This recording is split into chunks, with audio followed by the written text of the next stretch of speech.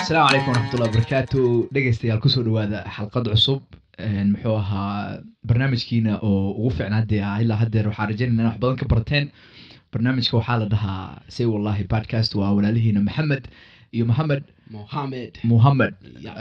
بالانجليزيه في ingiriiska marka maxamedna waa kana marka maanta xalqadan waxaa ka dhiganaa xalqad oo fikirka waa ka fikirayno waxyaalaha soo baranay saddexda xalqadood la soo dhaafay waxyaalaha soo baranay cilmi baarista suubanay waxaa ka baranay baarista oo taariikhda Soomaaliyeed iyo ummadda Soomaaliyeed iyo dalka Soomaaliyeed wali gudaha ma sii gaarino yani waqtiyaasha ugu dambeeyay ma sii gaarino 500 sano la soo dhaafay ma soo gaarin wali laakiin waxaan rabnaa inaan xogaa break qaadano aan ka hadalno waxyaalaha baranay because information badan aan baranay oo xalqad kasta soo gelin karin marka xalqadan waxaa ka dhiganaa xalqad oo conversation ah oo basically ka hadlayso kaliya waxyaalaha baranay maxamed ma bilowdid maxaa soo baratay so far inta baaristana No, definitely. So it's like a small little break that we're taking from the previous 3 episodes that we did. Is just like a reflection and kind of briefly summarizing, going over some of the topics that we went over.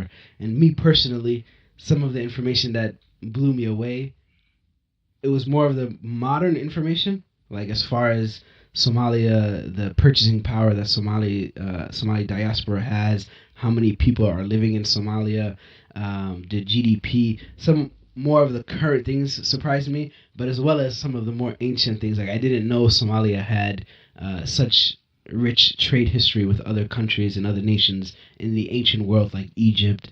And I didn't know that the Egyptian queen, what was her name again? Hatshepsut. Yeah, I had no idea that she came to Somalia and is documented in that whole trip. Everything like that happened. So there's a lot of things that opened my mind up to Somalia and figuring out about the past.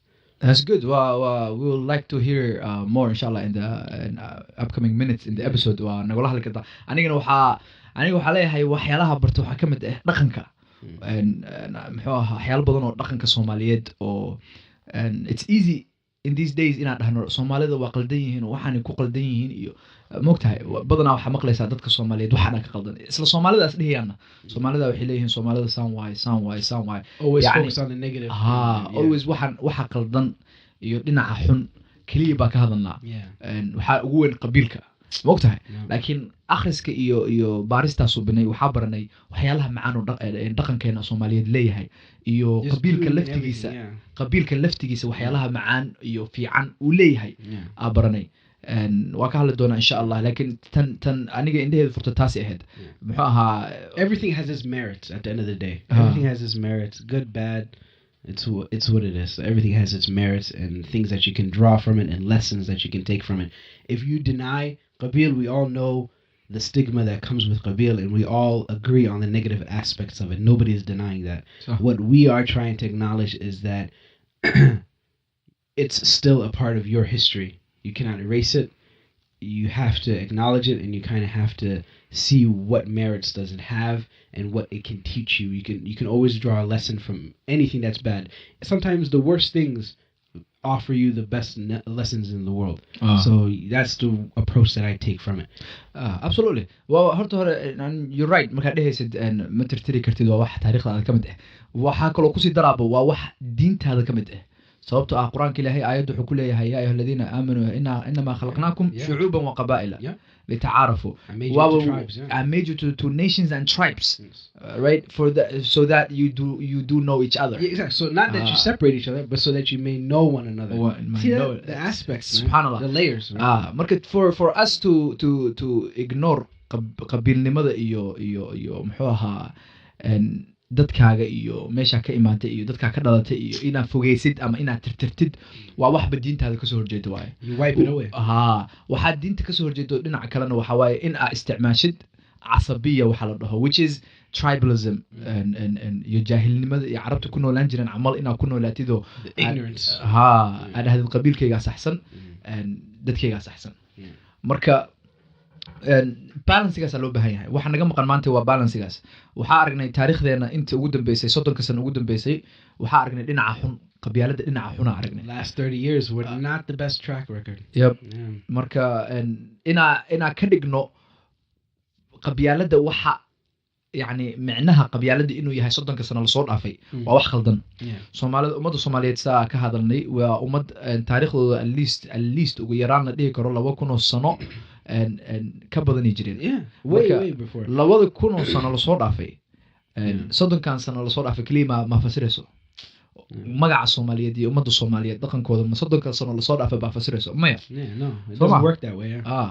marka I'll give you an example qabyaalada wuxuu ku fiican yahay qabyaalada ma fiicno but qabiilka wuxuu ku fiican yahay yani qofka inuu dadkiisa iyo qabiilkiisa inuu ku faano uu jeclaado uu soo dhaweeyo oo muxuu ahaa ummadda kalena ka barto Yeah. waxay ku fiican tahay waa waxa la dhaho tusaale af Soomaalida qaaraan waxa la dhaho qaaraan waa a system or unofficial system waaye unofficial which means there is no central entity that governs it ma jirto yani hay-ad oo maamulaysa qaaraanka qabiil kasta ma laho hay-adda qaaraanka ma laho Oh. mogtahay Yeah. laakiin what's qaaraan waxaa waaye system oo qof ka mid ah lafta ama qabiilka ama ummadda Soomaaliyeed meel kasta aad joogtid waxay ku xiran tahay haddii aad ku badan tahay meesha ama haddaa ku yartihiin haddii meesha Soomaaliyeed dhan wax la dhaho ay ku yar yihiin saddex You Soomaaliyeed find somebody to latch on to, like, in your qabiilkooda community.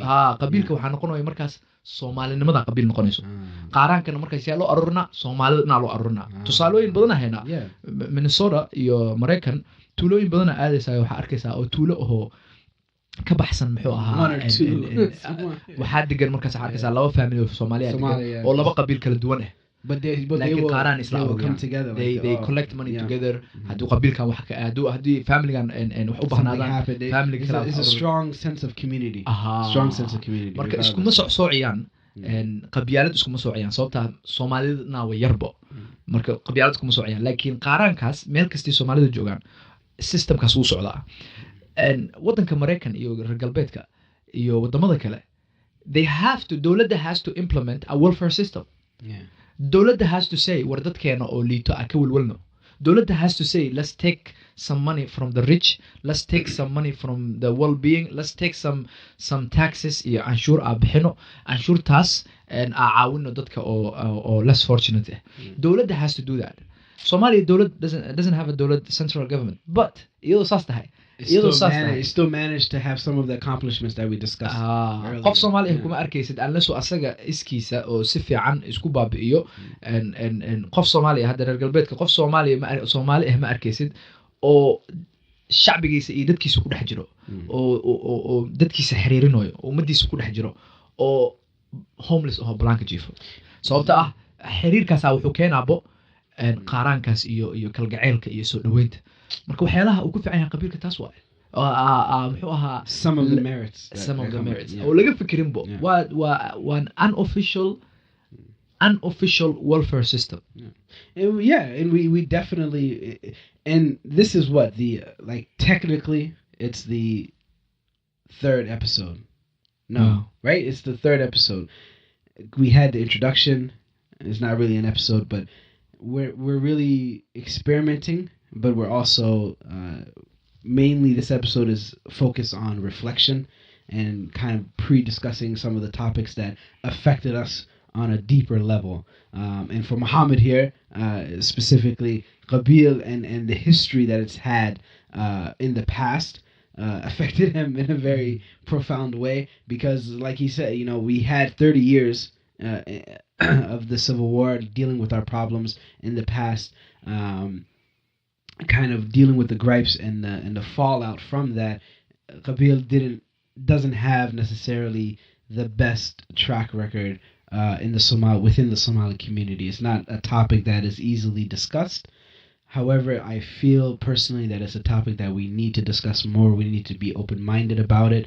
We need to overcome some of the stigma that goes along with it. Myself personally, I have stories. Like I said, I didn't grow up around a lot of Somali people in my life. However, oddly enough, I do have a few stories that specifically deal with Qabil being brought up into the subject. I'll give you one example, right? A long time ago. And this episode, everyone can own their own personal opinion, and this is my personal experience. Muhammad might not feel comfortable divulging some of his information. I will just go ahead and speak my truth, right? So, in my experience, the way that Qabil affected me one time is just one certain story that I have. One time I went to go meet some friends, right? I went to go meet them at a coffee spot. It's my friend, Yasin Allah, right? I go meet him. He says, hey, we have some other people that are up here going to meet with us, some of my college friends, a bunch of us. There's a group, guys, girls, there's a whole group going to go get some coffee. I get there, and this is Ann Arbor, Michigan, right? There's not a lot of Somali people in Ann Arbor, Michigan at the time. It's mostly Palestinian, Arab majority, right? Dearborn, Michigan is the largest Arab population in North America, I believe, right?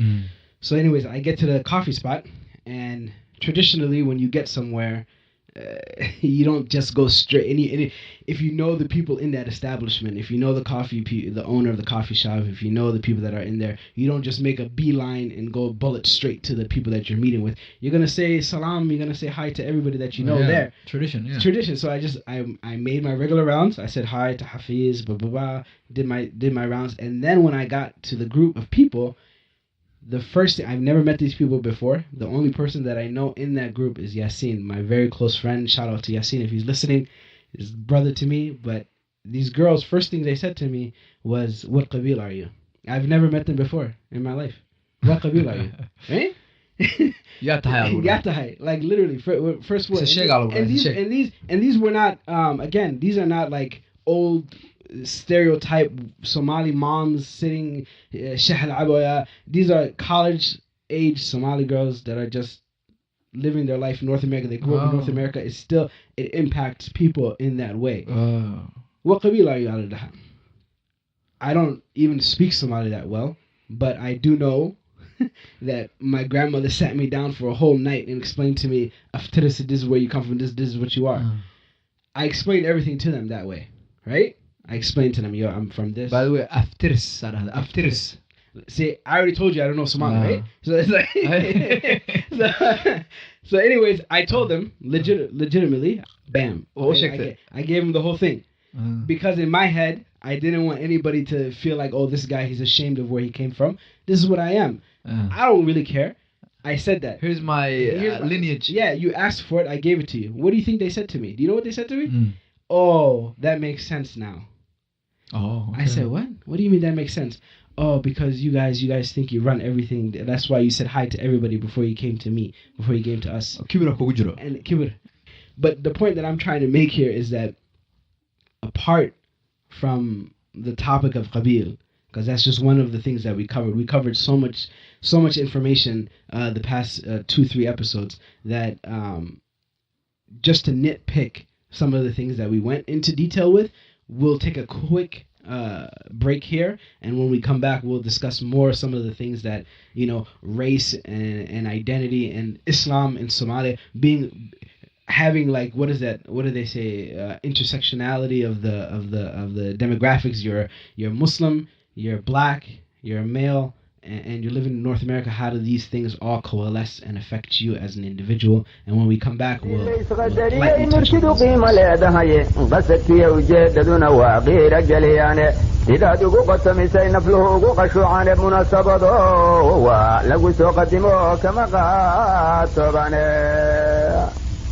مناسبة lagu soo qadimo kama qasoobaane qof waliba wuxuu noo qabtiyo qaladku noo geystay diiwaana qaran baa jiro loogu qorayaaye qof qaruurad cala soo dejiyay qooma mee abide qarniyada dambaa kugu lacnada ficilka qaarkiisa haddaad qaranka kala goyn lahayd quruxda taariikhda qaruun waliba cudur qaasahoo qaybiyaa jiraye Soomaali bela loo qoraya qalinka loo saaray wax qabiil ka daran jahannaman qiray aqoontayda qadarsan oo iga hilisay qolama sheegtane mana qabiil doorbido qaranka afeeya mana quraankiyo ka taga qowlkii nabigeena qatl muumin mana hubiya qarash ku taageera maqaruuradan calashada qodobta beerkayga ilaahayo waaw adigu And we're haygu back, qaban qaadir baa tahay from the break here, the short little break that we took. We were discussing how the previous episodes and some of the very important points that we made, how did it affect us personally, and what are some of the lessons that we can draw from it, and how it pertains to our personal lives here. To shift gears a little bit, I'm going to go more in the direction of Muslim, being Islam, being a Muslim boy growing up in America. How did it affect me growing up in spaces where there weren't a lot of black Muslims around me or Somali Muslims around me? I personally went to boarding school, in Al Rashid Islamic Institute in Cornwall, Canada, man. That's Cornwall, Canada. I don't know what the population is, but that school, I was there for 2.5 years, close to 3 years, and it taught me everything and anything that has to do with Islam. They even had courses on Christianity and Judaism as well. And they taught you everything. And in that school, they segregated everybody. It was really weird.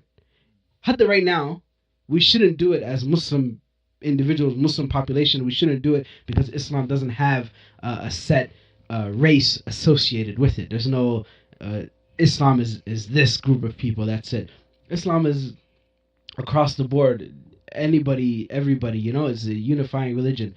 However, how many times in your life, Muhammad, have you heard the phrase saying, "Oh, I'll meet you down at the Somali mosque. I'll meet you over at the Pakistani mosque. We're going to have Eid or Ramadan fast, Burgar fast at the Pakistani mosque." You've heard it. I've heard it. Everybody's heard it.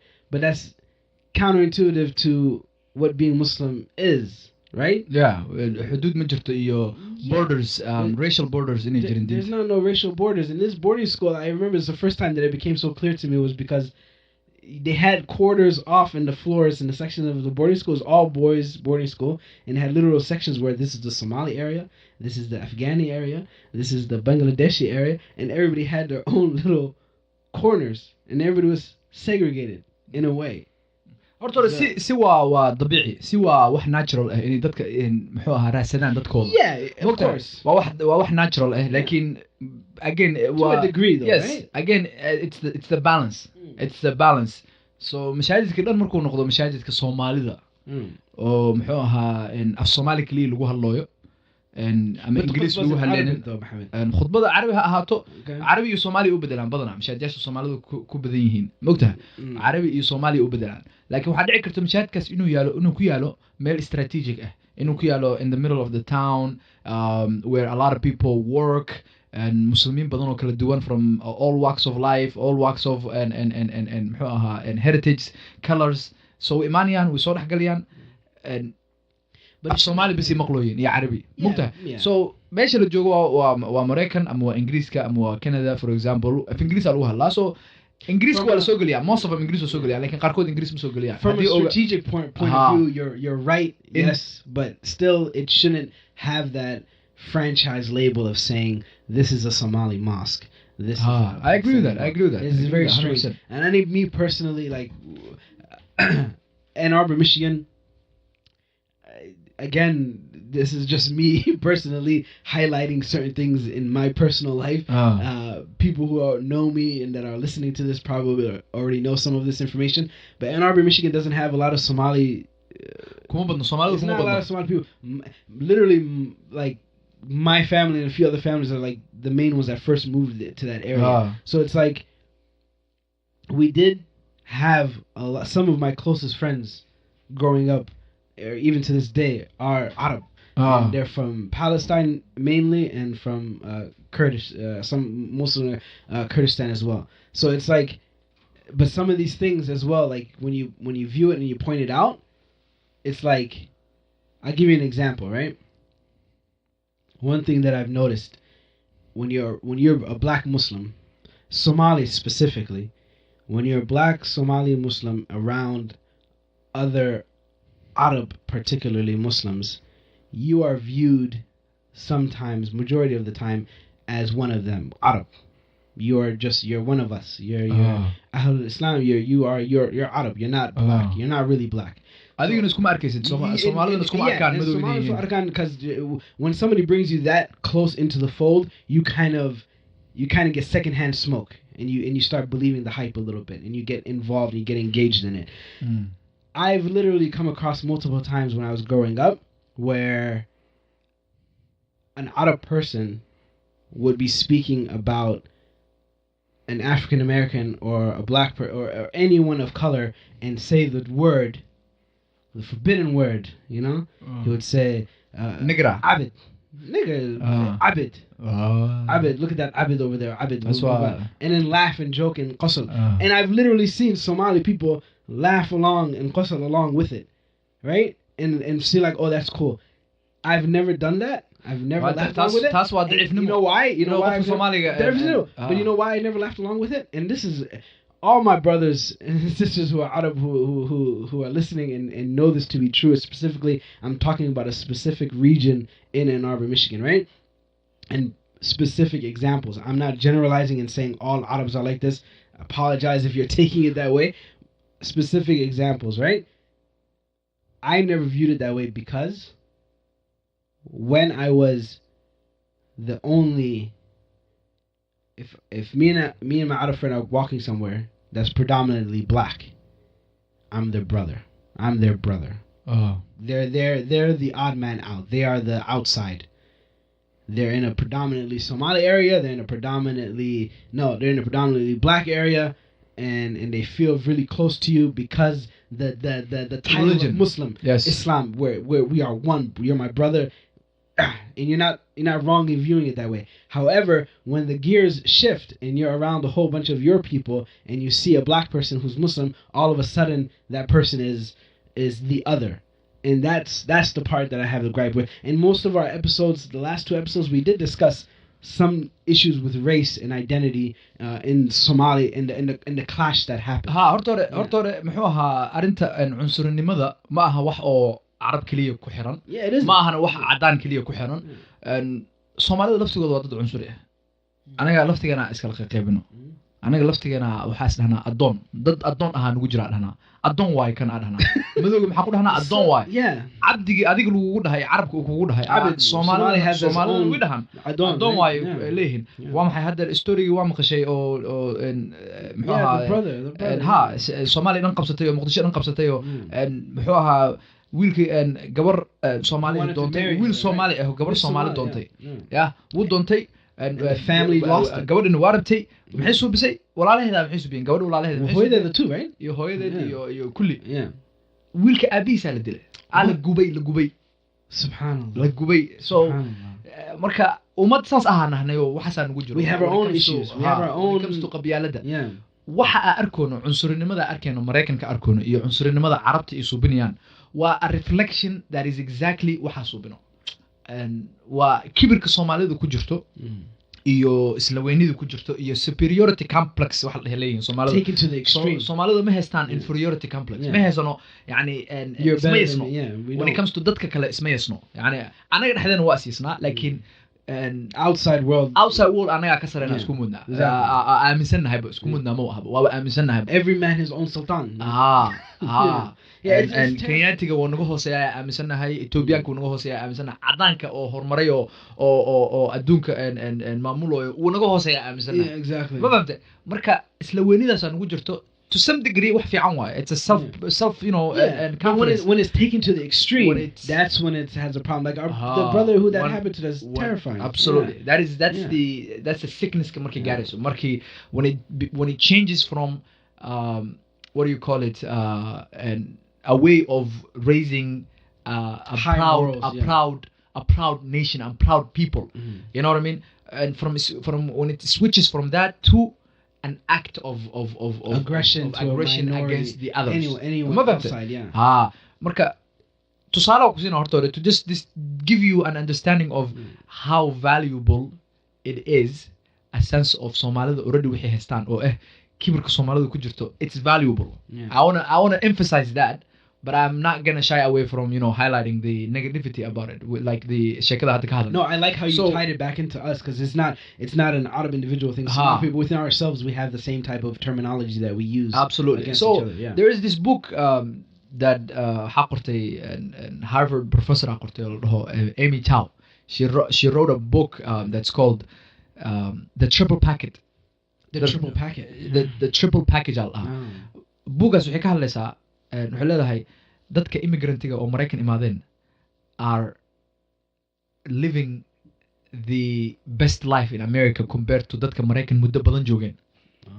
Ay taagan tahay waxay leedahay dadka Maraykan ku cusub are having it much better than dadka Maraykan muddo joogeen. Why? And she explains 3 things. She says kulligood dadka oo cusub oo Maraykan ku cusub oo qaxootiga hadduu yahay Nigerian, hadduu yahay Chinese, hadduu yahay Somali, waxay isku mid ka yihiin saddex waxay dhahday. Saddexda waxay isku mid ka yihiin kow tan ugu horeysa waxa way dhahday a sense of superiority leeyihiin. Isla weyniya ku jirto. The first immigrants. The gruubyaashaas dhan isla weyniya ku jirto leedahay. Okay. Isla weyniya ku jirto. Tan labaad waxay leedahay waxay leeyihiin wax la dhaho impulse control. We سعليان يعني we control they control their needs and desires مقتها تنسدحنا وحي ahead the third one it was sense of superiority, impulse control, iyo insecurity in هذا insecurity about income car and measure garrison, so always needing to do and striving and more. Always striving Yes. for greatness, pushing it up.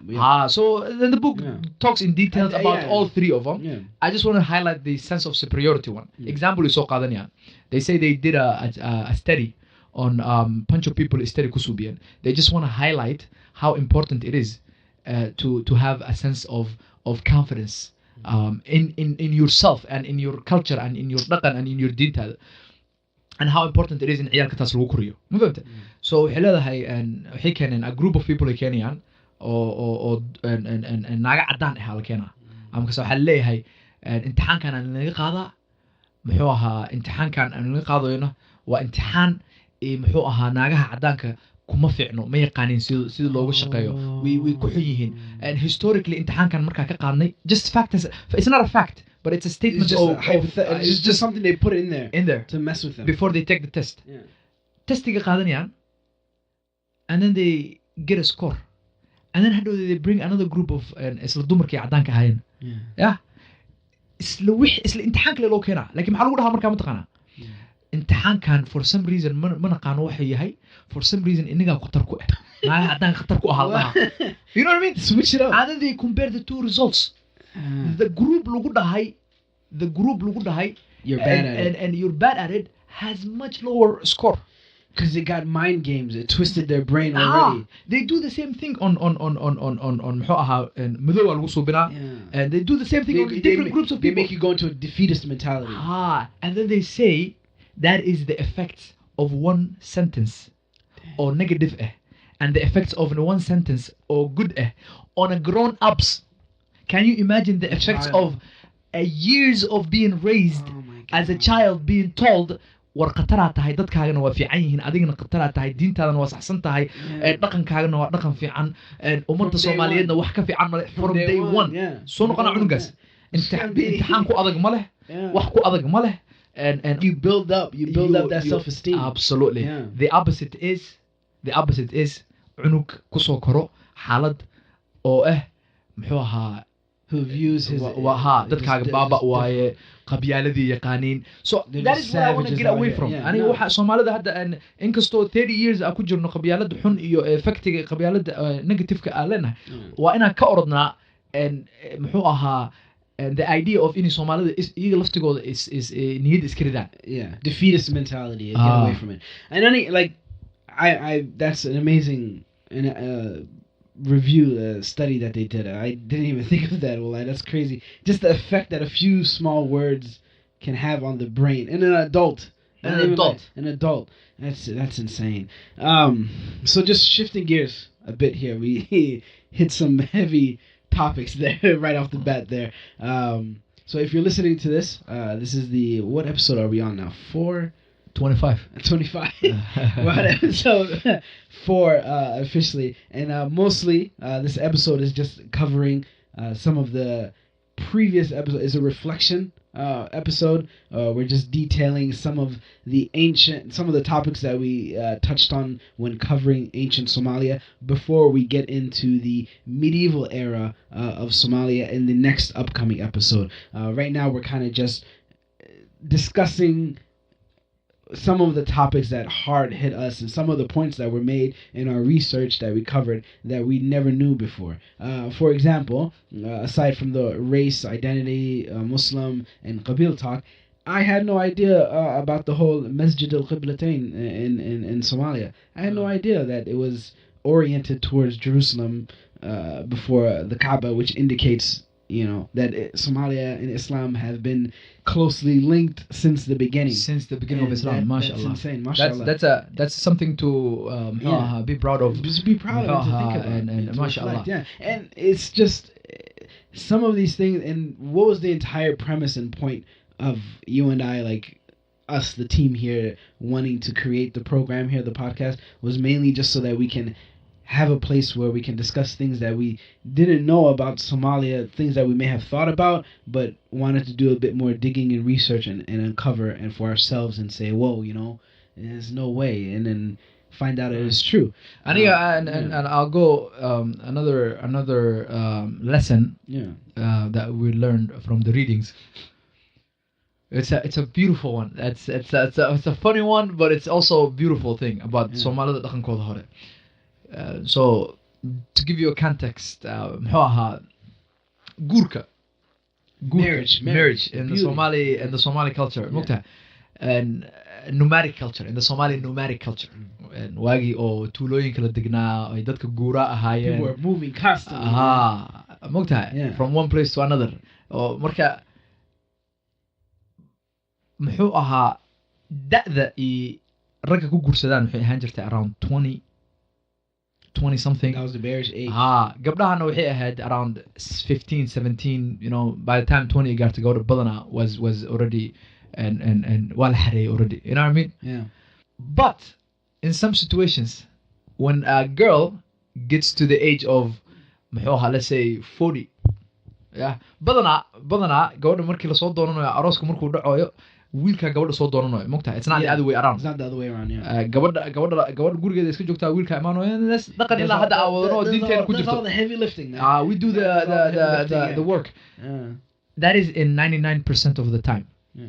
There's 0.0001% of the time ee Soomaalida hore waxa lagu leeyahay gabar oo muxuu ahaa 50 something gaartay ama 40 something gaartay, let's say, without marriage. I'm a 30 something gaartay without marriage yet. In that time period. In that time period. I don't know if this situation exists. I would be surprised. Yeah. But I can, it's down because nobody has control of each other like that. Yeah. So around that time waxa dhici jirtay marka gabadha hadii gaartay 30 ee wali muxuu ahaa arkin faarax soo raadsaday maxay suubinaysaa? She wakes up one day and then qabiilkeeda uu wacaysaa, ragga qabiilkeeda uu wacaysaa leedahay war in keena xagee war waxa aadeenaa cidas ba aadeenayo qabiilkaas ba aadeenayo oo tuulada meeshaas noo dhow degan oo ba aadeenaa in keeni leedahay. So the story already sounds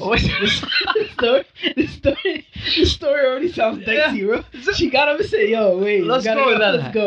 And our elders can correct us if we said anything or that is not factual. Yeah. And waxaan ka aqrinay legit sources ka aqrinay. This is our research. So the sister gets up on a Friday. Set the scene, man. Set the scene. On a sunny Friday. Because waxay leedahay keeni leedahay. Way baxaysaa iyadii iyo ragga muxuu ahaa qabiilkeeda. Waxay ku dhiciyaan magaalada kale ku dhiciyaan. Tuuladii imaanayaan. Tuuladii waxa ku dhac arkaysaa.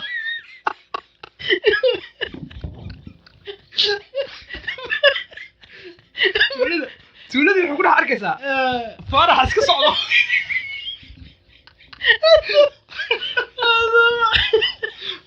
Markaas waxay leedahay war kaasaa rabaa ay leedahay. Just pick up random dude. Kaasaa rabaa ay leedahay. Just a random. Faarax gilka iska raacay meesha iska socday. Allo waxa leeyahay war kaalay. Waa maxay uu leeyahay? Warkaas waxa leeyahay waa maxartiin waa tuma gabadhan uu leeyahay. gabadhan aan heblaayo baa la dhahaa, waa ina heblaayo waa tuuladan bay ka imaado nagu dhegsan, laftaas bay kasoo jeedaa iyo qabiilkaas bay kasoo jeedaa, dee inaad guursatid rabtaa. dagaa weligiis ma arkin qoftaan. Never, not a day in his life. weligiis ma arkin. waxay taagan tahay oo loo sheegaa ninka waxaa leeyahay inaad guursatid waa gabadha. He has two options. Yes or no, so maaha. Yeah, two choices. They Yes, ran up on him. and both of them has the consequences. Yeah. Yes, has the consequence of marriage. You're in a contract. You're in a guursanaa the gabadha. whole agreement. Yeah. No, hadduu dhaho, he has to pay up. Yeah. Pay up. He has to pay up. Oh, Because gabadha sharafteeda meel ugu dhacday. Gabar Soomaaliyeed baa ku soo doonatay.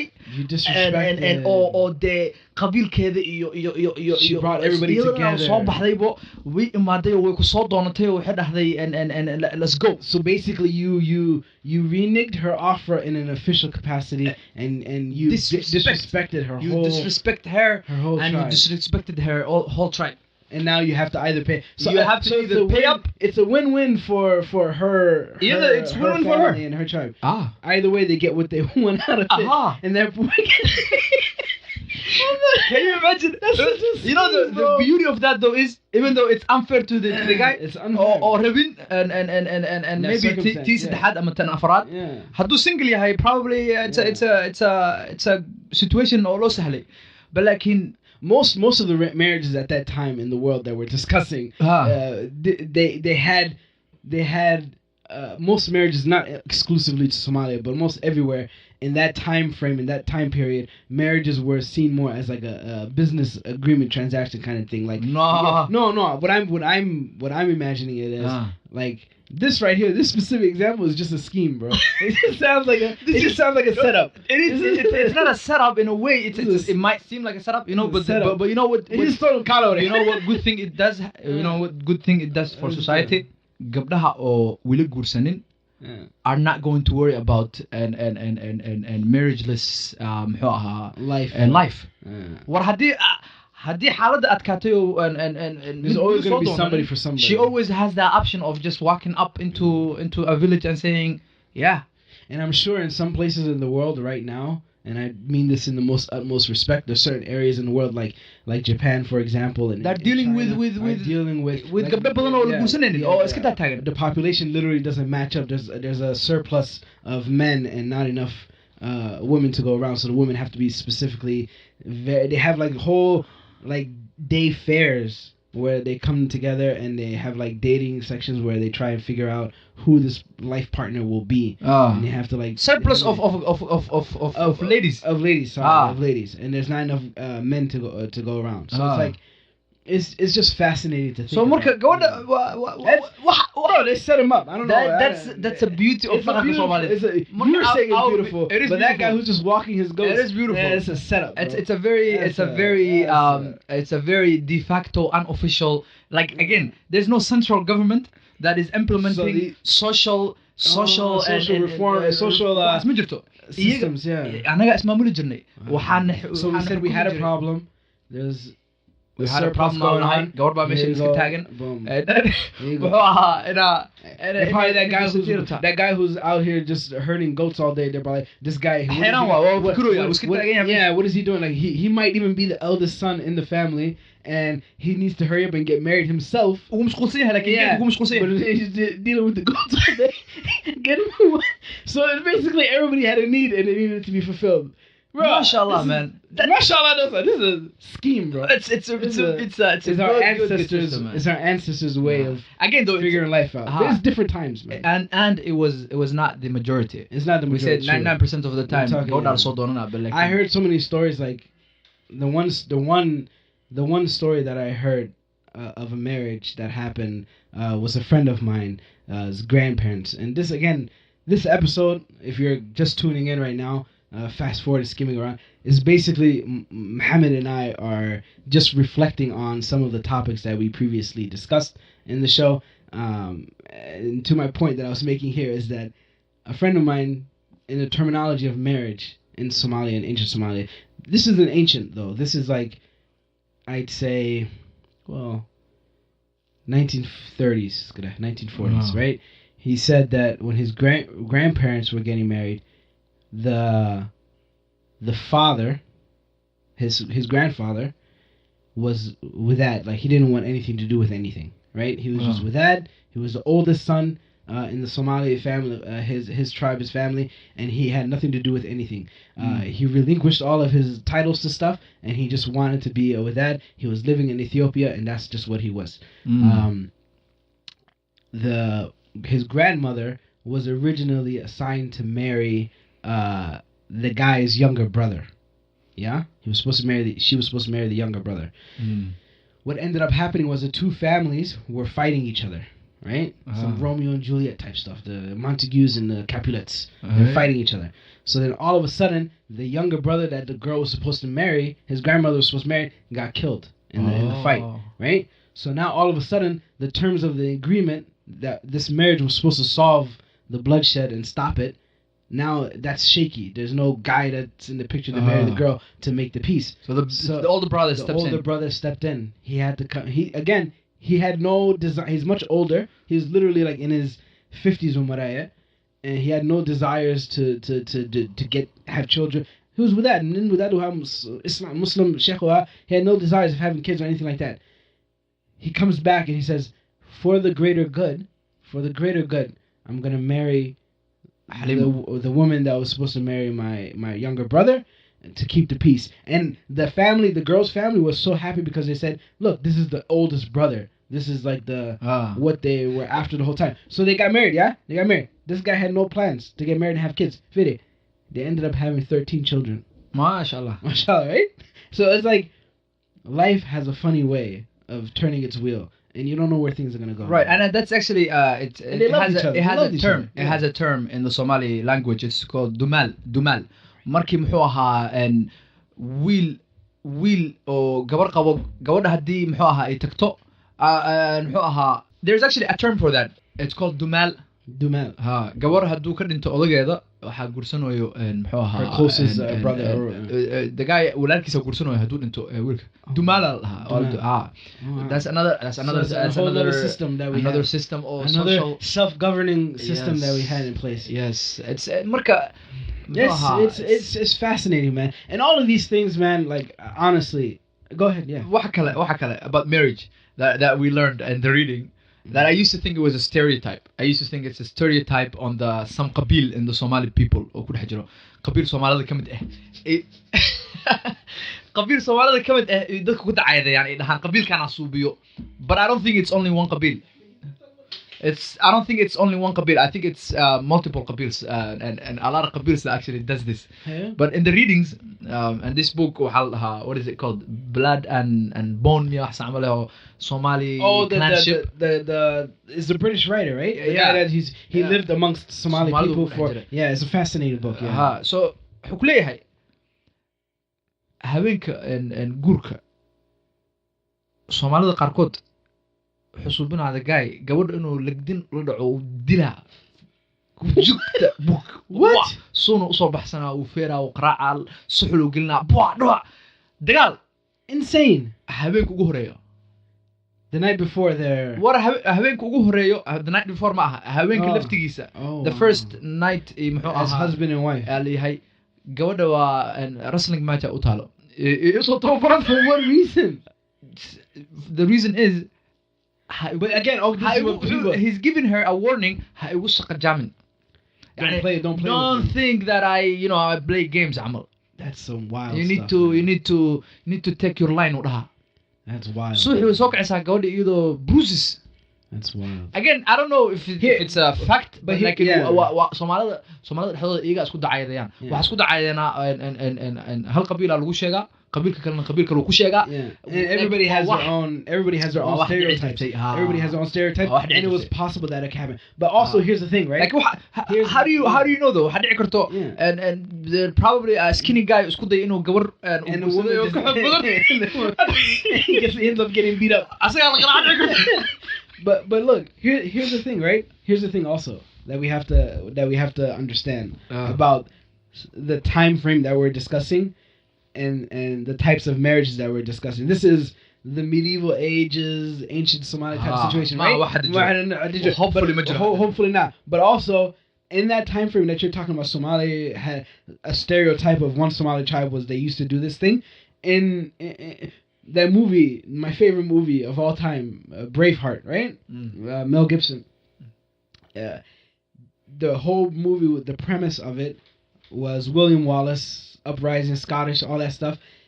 The British used to have a right that the local lord of the area would perform on any newlywed. I can't remember what it's called, but basically you just got married, right? You a husband and wife, you guys got married, you're happy, it's the happiest day in your life. All of a sudden the lord of your little little mayor of your little area rides up on your wedding and says, "Yo, the first night with your wife, it's with me."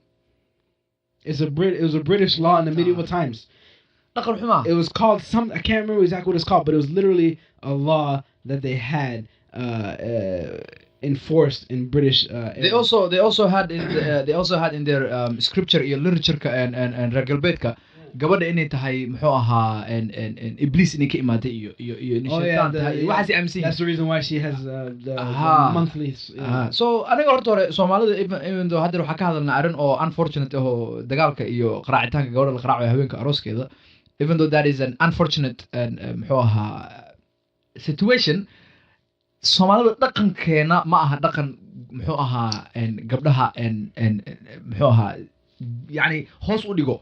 We was just talking about the other idea was gabar soo kacayso dhehayso muxuu ahaa hal igu daro ninkaas haddii liigu diri waayna muxuu ahaa lacag u bixina. That's privilege, that's power, that is some kind of a status. Keenayso waxaas sharafta gabadha, the guyga lacagta wuxuu u bixinayo dhan waxa waaye gabadha sharafteeda meel ugu dhacday. So ma aha dhaqan, and I hope that's not the idea that the audience are we're not dhaqanka Soomaaliyeed ma aha dhaqan oo muxuu ahaa dumarka awood ku lahayn. Dumarka Soomaaliyeed actually I would actually argue the women are like on top of it. They have so much power. So much power. So much power. There's like, I know like this episode we're not really technically all over the place because we're discussing things how it affected us. But yeah, it's so many fascinating things that we can get into here. For the most part, this was as you say, you're studying all day, you're hit with a whole bunch of information the past 3 episodes. We're just cracking the window right now, letting some fresh air in, just have a casual 4th episode where we just kind of discuss with you on a more personal level and try and review some of the information before we get into the heavy medieval era with the official Somali Sultanate empires, Ajuran Empire, Majeerteen Sultanate, these established governments in Somalia, kingdoms that ruled in Somalia in the Middle Ages, who literally had settlements all across the world, areas that Somali people were living in just as little, settlements, embassies, so that they can do trade with Rome. Rome had an embassy in southern Somalia, Jubaland area. Nikon, Greece had an embassy in Somalia. So it's like, before we get into the medieval ages or even ancient texts of Somalia, we want to do a little refresher, take a deep breath.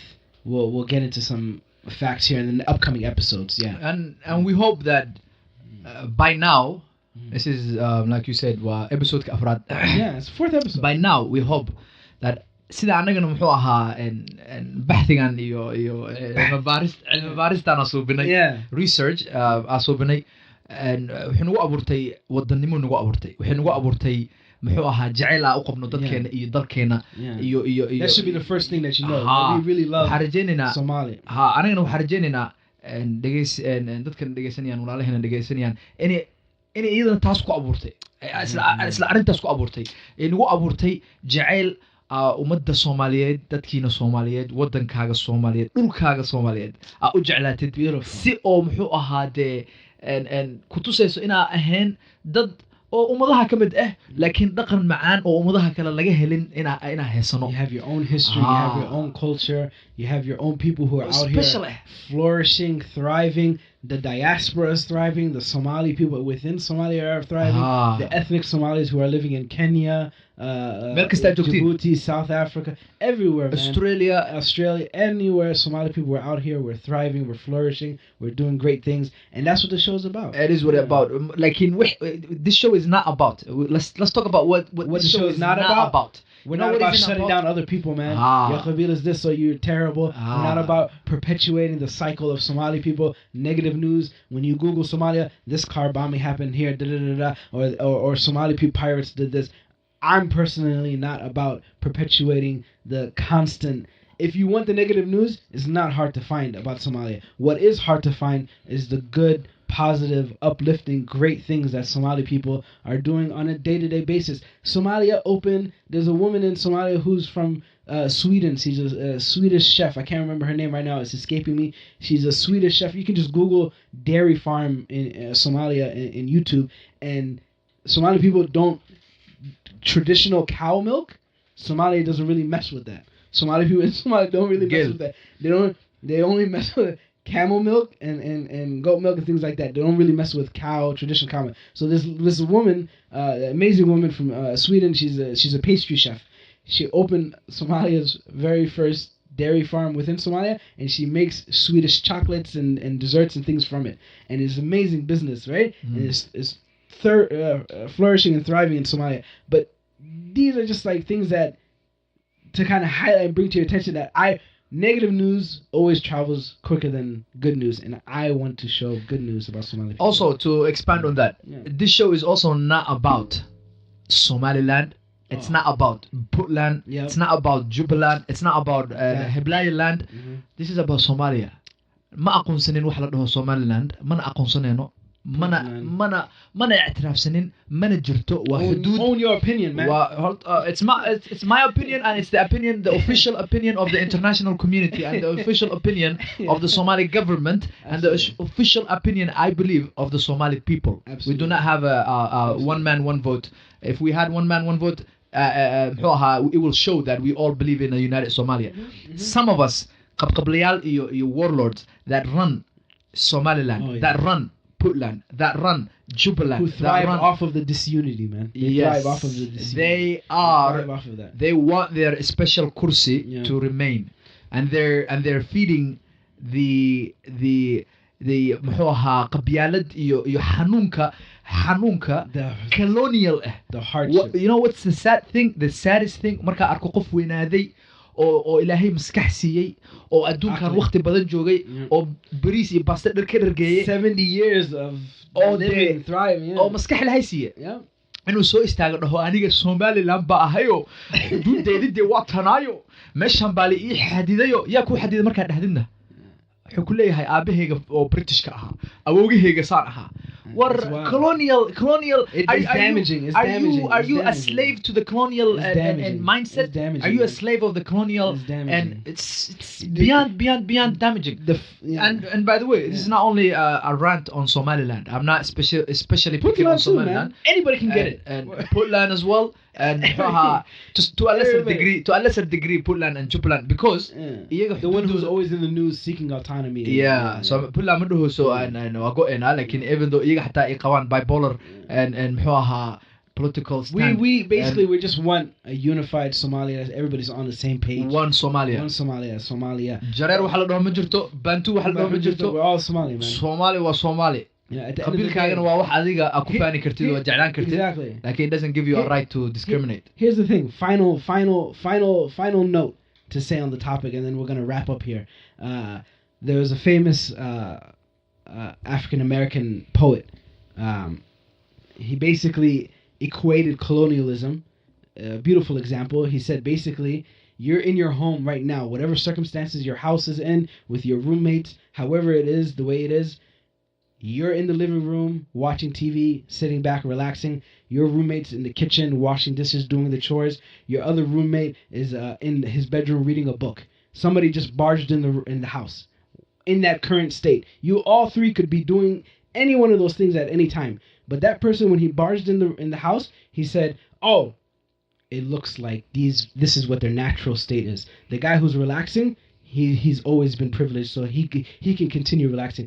The guy who's caught in the kitchen, he's a workforce, Ken. He's going to be our workforce. His tribe is going to be the workers. The guy who's sitting in his room reading a book, that's his natural state. Let him be the governor, and we're going to put him as a established government figure for us when we colonize this area. That's literally the equation that this African-American poet made of how colonialism worked throughout Africa. That's what they did. The white dude popped into all across Africa and said, just when he was there, said, before, it's not like the ecosystem of that country was just flourished all of a sudden when the white person appeared. It was literally, they were constantly doing trade with each other. We established Somali people were going through across each other's borders to communicate with each other, doing trade, had a whole head program, all these things. But a white person popped up and said, hey, you're over here, you're working the field. Just so happens, you know what? You're going to be the labor force. You know what? You're going to be the... and to go along, it's not only one white and it's multiple, three whites. This is my slice. French Somaliland. Yeah, Somaliland. This British Somali, Italian. So yeah, it's wild, man. It's wild. Let's say that they did that out of their wickedness, the evilness of the colonialism, but we're not. kuma dhigoono taas anaga kuma dhigoono laakiin waxa ku dhigana mataqaana waxa sad oo murug sinayso waxa mataqaana markii dadka lagu imaaday la dhahay this is British Somaliland, this is Italian Somaliland, this is French Somaliland. Ummadii loo imaaday oo is haysteen markii bilaawaan inay dhahaan ha aniga British Somaliland ah ha aniga what a sickness, man. Allah marka aad duceeno ummadeena Soomaaliyeed iyo walaalaheena Soomaaliyeed iyo anaga ba isku duceeno Muslim all across the world inuu Ilaahay naga saar xanuunkaas. Amen.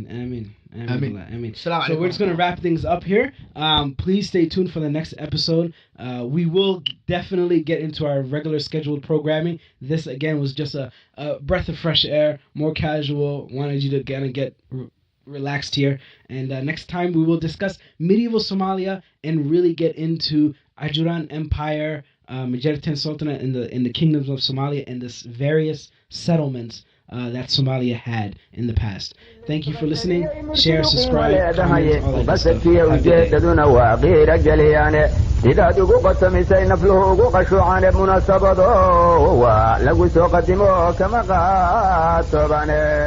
day. مناسبة لغو سو قدم كما قد سوباني قفولي بوثن نو قبتي غلط كنو جيستي ديوانا قرن باجرو لغو قرياي قف قرورت على شود دجي قوما ما أبيدي قرنية الدنبا كقول عنا سؤالك قاركيسي حتى القرن كلا قوين لهاي قروح التاريخ دا قرون ولي بعذر قاسوه قيديا جري سومالي بلا لو قريا قلن كالله ساري وح قبيل كدرن جهنم عن قريا قنت إذا قدرتان إذا هي اللي سيقول ما شكتني مانا قبيل دور بدو قرن كافي مانا قرآن كيو كتك قولك النبي جينا قتل مؤمن مانا هو بيقرش كتاقيرا مقرو ردا على شدا قد تبير كيغا إلهي واو أدي وهيغو قبن قادر باتاي